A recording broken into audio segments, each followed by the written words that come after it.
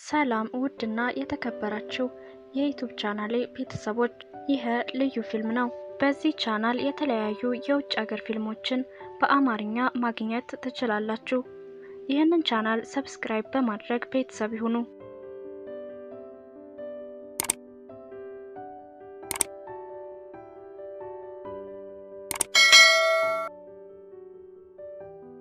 ዛሬ የማቀርብላችሁ ኩንግ ፉ ፓንዳ ክፍል 1 ነው። ፊልሙ የሚጀምረው አንድ ፖ የተባለ ዲብ በአባቱ ተነስ በሚል ድምጽ ምክንያት ከህልሙ ሲነቃ ነው። ፖ ተነስ፣ ለስራ በጣም አርፍደሃል። እሺ መጣሁ ብሎም ፖ ይሄዳል። ከነበረበት ክፍልም ወደ ታች ከወረደም በኋላ አባቱን ይቅርታ አባዬ ብሎ ይቅርታ ይጠይቃል።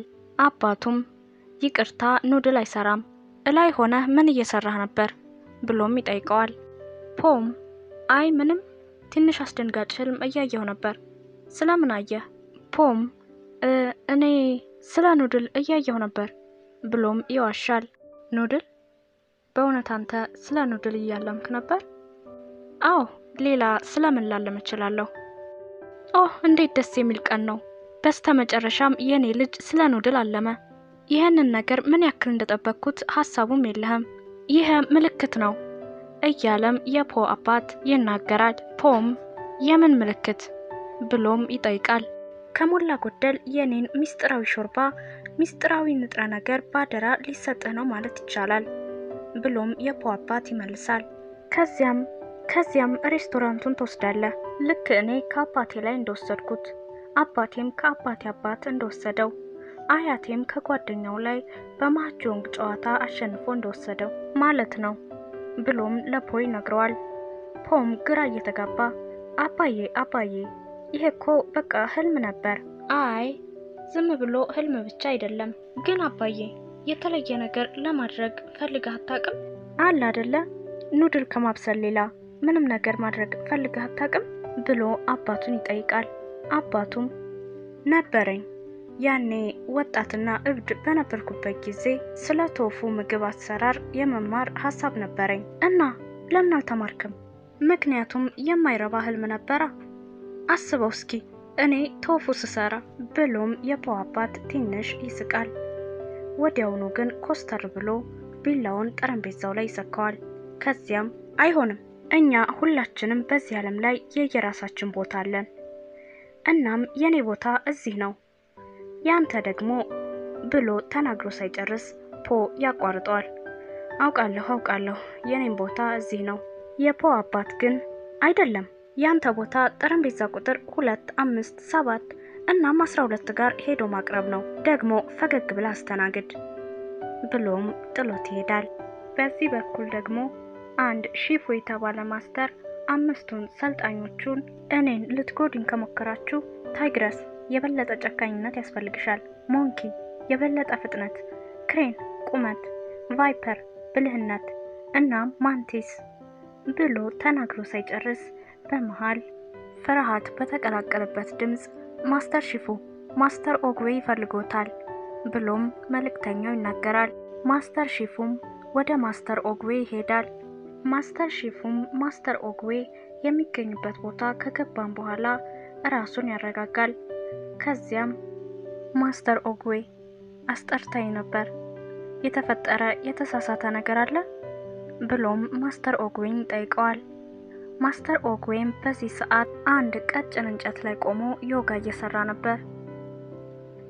ወደ ማስተር ሺፉም ዞር እያለ ለምንድነው የኔን የረጅም ጊዜ ጓደኛዬን ለማየት የሆነ የተሳሳተ ነገር መኖር ያለበት ብሎም ይጠይቀዋል። እና ምንም የተፈጠረ ነገር የለም ብሎም ይጠይቃል። ማስተር ኦግዌም በእርግጥ እንደዛ አላልኩም እያለም በዙሪያው የተለኮሱትን ሻማዎች ለማጥፋት ይሞክራል። ነገር ግን ሻማዎቹን በቶሎ ማጥፋት አልቻለም። ይህንንም የተመለከተው ማስተር ሺፉ ሻማዎቹን በፍጥነት በአንድ ጊዜ ያጠፋቸዋል። ህልም ነበረኝ፣ ታይለንግ ወደዚህ ይመለሳል ብለው ለሺፉ ሲነግሩት ማስተር ሺፉም ወደ ኋላ መለስ ብሎ ታይለንግን ያስታውሳል። ከዚያም እየተቆጣ አይ በፍጹም እሱ ሊሆን የሚችል ነገር አይደለም፣ በፍጹም እሱ ከእስር ቤት ሊያመልጥ አይችልም ብሎ ይናገራል። ማስተር ኦግዌም አይ ምንም የማይቻል ነገር የለም ብለው ይመልሱለታል። ዜንግ ወደ ጉም እስር ቤት ብረርና ሂድ፣ እናም ጥበቃዎቹን እጥፍ፣ መሳሪያዎቹንም እጥፍ፣ እንዲሁም ሁሉንም ነገር እጥፍ እንዲያደርጉ ነገራቸው። በፍጹም ታይለንግ ከዛ እስር ቤት ማምለጥ የለበትም ብሎም ማስተር ሺፉ ለመልእክተኛው ማለትም ለዚንግ ይነግረዋል። ዚንግም እሺ ማስተር ብሎ በችኮላ መልእክቱን ለጉም ለመንገር ይበራል። ማስተር ኦግዌም አንድ ሰው ብዙውን ጊዜ እሱን ለማስወገድ በሚወስደው መንገድ ላይ እጣ ፋንታውን ያገኛል ብሎ ይናገራል። ማስተር ሺፉም አንድ ነገር ማድረግ አለብን፣ በሸለቆው ላይ እንዲዘምትና እንዲበቀል ልንፈቅድለት አንችልም። ወዳጄ አይምሮ ልክ እንደዚህ ውሃ ነው። አይምሮ ሲናደድ ለማየት አስቸጋሪ ይሆናል፣ ነገር ግን እንዲፈታ ከፈቀድክለት መልሱ በጣም ግልጽ ይሆናል እያለም በያዘው ቀጭን ዱላ ውሃውን ነካ ያደርገዋል። በዚህም ጊዜ በውሃው ላይ የነበሩት አበባዎች ገለል ይላሉ። ውሃውም ላይ አንድ ምስል ይታያል። ይህም ምስል ከጣሪያው ላይ የተንጸባረቀ ነበር። በዚህም ጊዜ ማስተር ሺፉ አንድ ነገር ግልጽ ይሆንለታል። ጣሪያው ላይ ያለውን ምስልም ቀና ብሎ እያየ የድራጎን ጥቅል ብሎ ይናገራል። ማስተር ኦግዌም አሁን ሰዓቱ ነው ይላል። ማስተር ሺፉም ግራ እየተጋባ ግን ማን? ገደብ በሌለው የስልጣን ሚስጥር ሊታመን የሚችለው ማን ነው የድራጎን ተዋጊ ለመሆን ብሎ ይጠይቃል። ማስተር ኦግዌም አላውቅም ብሎ ይመልስለታል። በሌላ በኩል ደግሞ ፖ በምግብ ቤት ውስጥ ሆኖ እያስተናገደ ነበር። በድንገት አንድ ማስታወቂያ ግድግዳው ላይ ተለጥፎ ያያል። እናም ወደ ማስታወቂያው ጠጋ ብሎ እያየ ኦ ማስተር ኦግዌ የድራጎኑን ተዋጊ ዛሬ እየመረጡ ነው ብሎ በጉጉት ከተናገረም በኋላ በምግብ ቤቱ ውስጥ ያሉትን ሁሉንም ወደ ጄድ ቤተመንግስት ሂዱ፣ ከአምስቱ የማስተር ሺፉ ተማሪዎች ውስጥ የድራጎን ጥቅል የሚያገኙበት ቀን ነው። አንዱ ዛሬ የድራጎንን ጥቅል ያገኛል። ይህንን ለሺህ ዓመታቶች ጠብቀን ነበር። ሳህኑን ውሰዱት፣ ተነሱ። ይሄ በኮንግፉ ታሪክ አስገራሚው ቀን ነው። ተነሱ እያለም ውስጥ የነበሩትን ሁሉንም ያስወጣቸዋል። እሱም አብሮ ሊሄድ ነበር። ነገር ግን በመሃል የፖ አባት ፖ ወዴት እየሄድክ ነው ብሎ ይጠይቀዋል። ፖም እየፈራ ወደ ጄድ ቤተመንግስት ይላል። የፖ አባትም ፖን ካስቆመም በኋላ ግን የኑድል ጋሪህን ረሳኮ ልጄ፣ ሸለቆ ሁሉ እዚያ ይሆናል፣ እናም ለሁሉም ኑድል ትሸጣለህ ብሎ ይነግረዋል። ፖም ግራ እየተጋባ ኑድል መሸጥ ብሎ ይጠይቃል። አባቱም አው በሚል የጉጉት አይን ያየዋል። አባዬ ግን እያሰብኩ ነበር፣ ምናልባት እኔ ብሎ የአባቱን አይን ሲመለከት አሁንም በጉጉት አይን ምን ልጄ ብሎ ይጠይቀዋል። ፖም የአባቱን ጉጉት አይቶ ሐሳቡን ቀይሮ ይናገራል። ምናልባት እኔ የባቄላ ዳቦዎቹን መሸጥ እችል ይሆናል ከመበላሸታቸው በፊት ብሎ ይናገራል። አባቱም በሐሳቡ እየተደሰተ ይሄ ነው የኔ ልጅ ይላል። ያየኸው ህልም ምልክት እንደሆነ ነግሬህ ነበር ብሎም ይነግረዋል። ፖም አዎ ይላል። ሁሉም የከተማው ነዋሪዎች ይህንን ለብዙ ዓመት የጠበቁትን ከ5 የሺፉ ሰልጣኞች ውስጥ ማን የድራጎን ተዋጊ እንደሚሆን ለማየት ወደ ጄድ ቤተመንግስት በሚያደርሰው በጣም ረጅም በሆነው ደረጃ ላይ እየተጓዙና ወደ ውስጥ እየገቡ ነው። ፖ ግን ገና አንድ ደረጃ እንኳን አልወጣም። ፖ ይህንን ደረጃ ቀና ብሎ ሲያየው ገና ደከመውና አፉን ከፈተ። ፖ ምንም እንኳን ይህንን ደረጃ ለዚያውም ትልቅ ጋሪ ይዞ መውጣት በጣም ከባድ እንደሆነ ቢረዳም መቆም ግን አልፈለገም። ደረጃውን ቀስ በቀስ መውጣቱን ተያያዘው። ከቆይታ በኋላም ብዙ ደቂቃዎች አለፉ። ፖ ብዙ ደረጃ እንደወጣ እርግጠኛ ነበርና በርታ ፖ ትንሽ ነው የቀረ እያለ ራሱን ካበረታታ በኋላ ወደ ታች ዝቅ ብሎ ሲመለከት ከዛ ሁሉ ደረጃ የወጣው ገና 9ኙን ብቻ ነበር። ፖ ይሄ ዝግጅት እንዲያመልጠው ስላልፈለገ ጋሪውን ባለበት አስቀምጦት ለመሄድ ይወስናል። ከዚያም ጋሪውን ባለበት ካስቀመጠው በኋላ እየሮጠ ደረጃዎቹን መውጣት ይጀምራል። በዚህ በኩል ደግሞ እነ ማስተር ሺፉ እያወሩ ነው። ማስተር ሺፉ ይሄ በጣም ታሪካዊ ቀን ነው አይደለም ማስተር ኦግዌ ብሎ ይጠይቃል። ማስተር ኦግዌም አዎ ትክክል ነህ፣ በህይወት አልኖርም እናም አላየውም ብዬ የፈራሁት ቀንም ነበር ብሎም ይናገራል። ተማሪዎች ዝግጁ ናቸው ብሎ ይጠይቀዋል። ማስተር ሺፉም አዎ ማስተር ኦግዌ ዝግጁ ናቸው ብሎ ይመልሳል። ማስተር ኦግዌም አሁን ይሄንን ወቅ ጓደኛዬ፣ እኔ የምመርጠው ማንኛውም የድራጎን ተዋጊ ለሸለቆ ብቻ አይደለም ሰላምን የሚያመጣው ነገር ግን ላንተም ጭምር ነው ብሎት ይሄዳል። ማስተር ሺፉ ግራ ይጋባል። ከጥቂት ሰከንዶች በኋላም ውድድሩ ይጀመራል። ፖ በስተመጨረሻ ውድድሩ የሚካሄድበት ቦታ ማለትም ከጄድ ቤተመንግስት ፊት ለፊት ደርሶ ነበር። ነገር ግን ፖ የደረሰው ወደ ቤተመንግስቱ የሚገቡት ሁሉ ገብተው የመግቢያው በር ሊዘጋ ሲል ነበር። ፖ እየሮጠም ቆይ አንዴ ይላል። ነገር ግን በሩ ከመዘጋቱ በፊት መድረስ አልቻለም። እናም ልክ በሩ ጋር እንደደረሰ በሩ ይዘጋል። እንደውም በሩ ሲዘጋ አፍንጫውን ይመታውና ፖ ይወድቃል። ከወደቀበት ተነስቶም በሩን መደብደብ ይጀምራል። ነገር ግን ብዙ ከበሮ እየተመታ ስለነበር ድምጹን መስማት አልቻሉም። ፖም በጣም እያዘነ ወደ ውስጥ እንገባ ፍቀዱልኝ ይላል። ፖ እንደማይሰሙት ከተረዳም በኋላ አንድ ቀዳዳ ያገኝና በሱ ጋር መመልከት ይጀምራል። ውድድሩ ተጀምሮም 5ቱ የሺፉ ሰልጣኞች ብቃታቸውን ለህዝቡ ማሳየት ጀምረዋል። ፖ ምንም እንኳን ውስጥ ገብቶ ማየት ባይችልም በዚህ ቀዳዳ ማየት ስለቻለ ደስተኛ ነው። ነገር ግን እየተከታተለ ሳለ በድንገት ንፋስ ሲነፍስ እያየበት የነበረው ቀዳዳ ይሸፈንበታል። ፖ አሁንም ውድድሩን ለማየት ሌላ መንገድ ያገኛል። ነገር ግን ከውስጥ የነበሩ ሰዎች ይሸፍኑበትና ማየት ያቅተዋል። ፖ አሁንም ተስፋ አልቆረጠም። በሩ እንዲከፈትለት በቦክስ ይመታዋል። ነገር ግን በሩ እንኳን ሊከፈት እንደውም እጁን ያሳምመዋል። በሸንበቆ ተስፈንጥሮ ለመግባት ይሞክራል። እሱም አልተሳካም። ፖ በጣም እየከፋው ቢሆንም ቁጭ ይላል። ነገር ግን ማስተር ሺፉ ከውስጥ ሆነው በስተመጨረሻም ማስተር ታይግረስ ብቃቷን ታሳያለች ሲሉ ይሰማና በድጋሚ ወደ ውስጥ ለመግባት መሞከሩን ይቀጥላል። በትልቅ ዛፍ ተስፈንጥሮ ለመግባት ሲሞክር ይወድቃል። በዚህ ጊዜ ግን ማስተር ኦግዌ እንደዚህ ይላሉ። የድራጎኑ ተዋጊ በአካባቢያችን እንዳለ እየተሰማኝ ነው። የድራጎኑ ተዋጊ በመሃላችን እንዳለ እየተሰማኝ ነው ይላሉ። በዚህም ጊዜ የሺፉ ሰልጣኞች ብቃታቸውን ማሳየታቸውን አቁመው ወደ ፊት ለፊት ይሰበሰባሉ። እሺ አሁን ማስተር ኦግዌ የድራጎኑ ተዋጊ የሚሆነውን ይመርጣሉ ብሎም ማስተር ሺፉ ይናገራል። ይህንን የሰማው ፖ ከወደቀበት ይነቃና ቆይ አይሆንም ቆይ ይላል።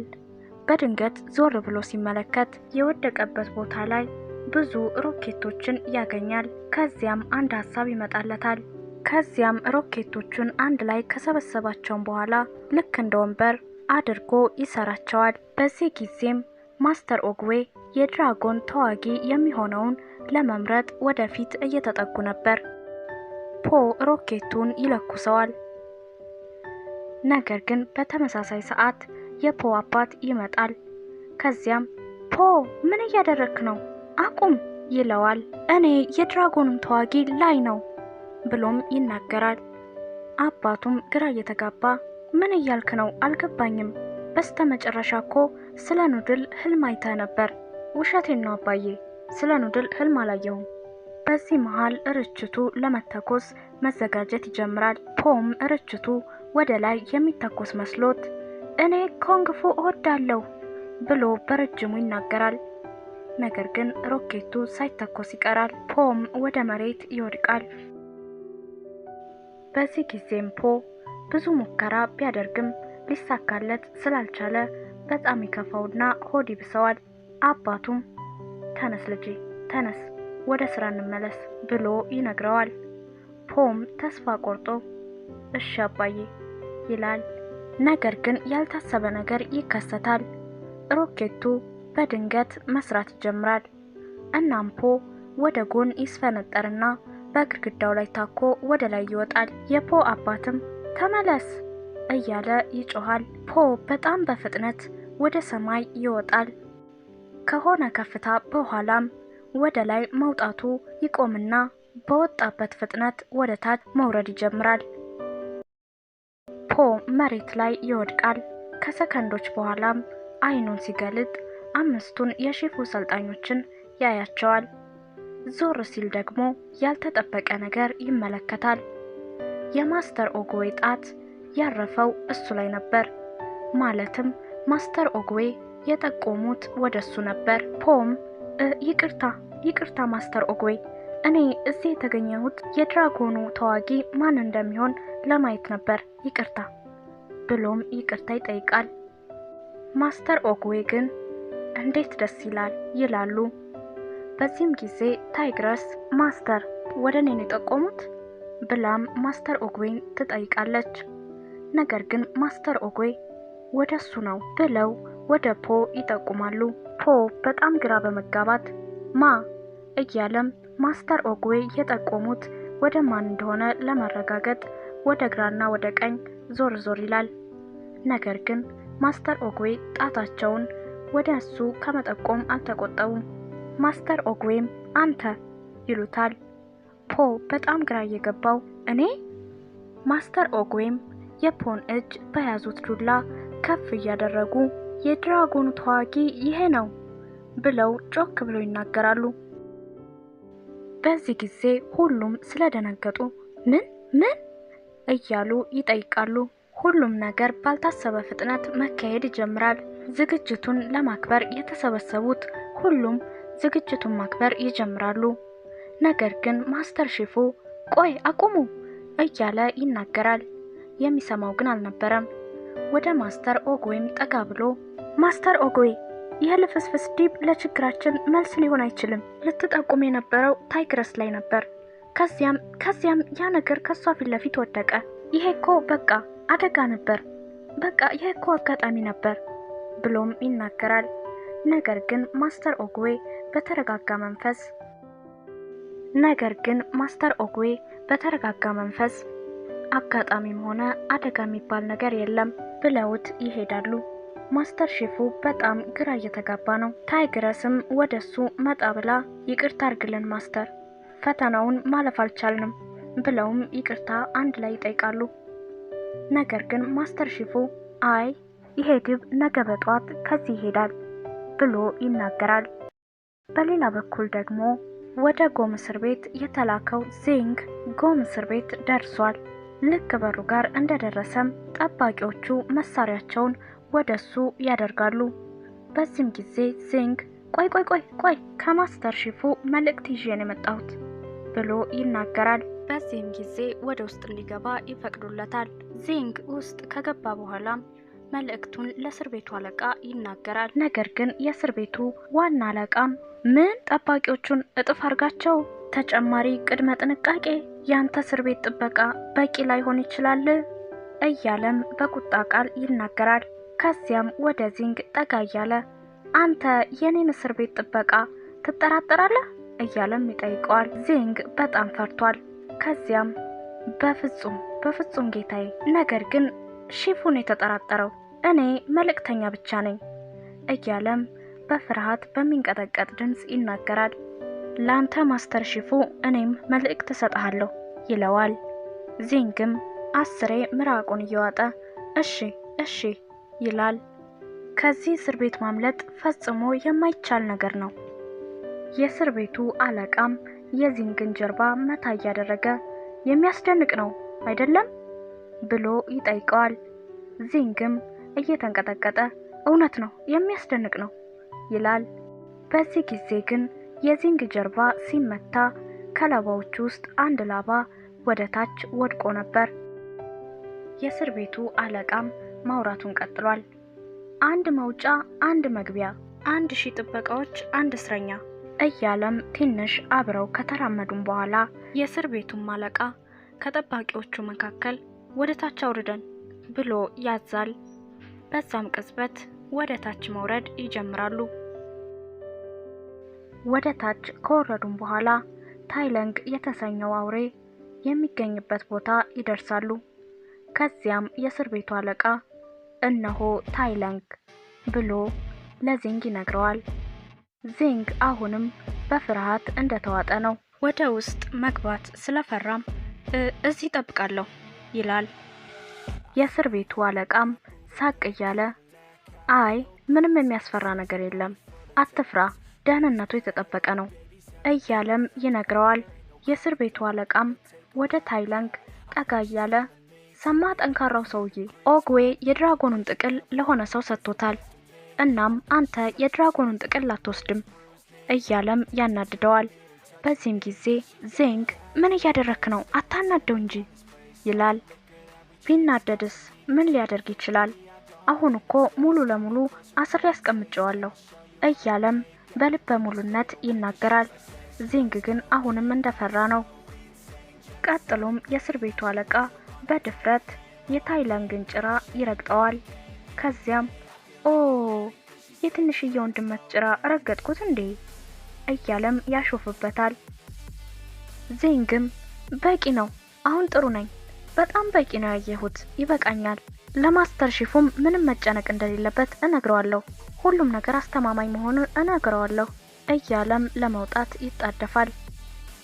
ታይለንግ ከሚገኝበት ቦታ ልክ እንደወጡም ቅድም ከዚንግ ላይ የወደቀችው ላቫ ከታይለንግ ፊት ለፊት ትወድቃለች።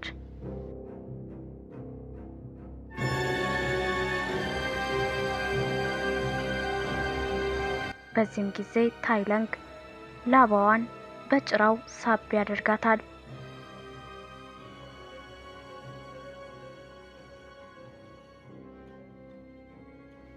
ኮንግ ፉ ፓንዳ ክፍል 1 በዚያ በቃ። ታይለንግ ከእስር ቤት ያመልጥ ይሆን? ክፍል 2 ይቀጥላል።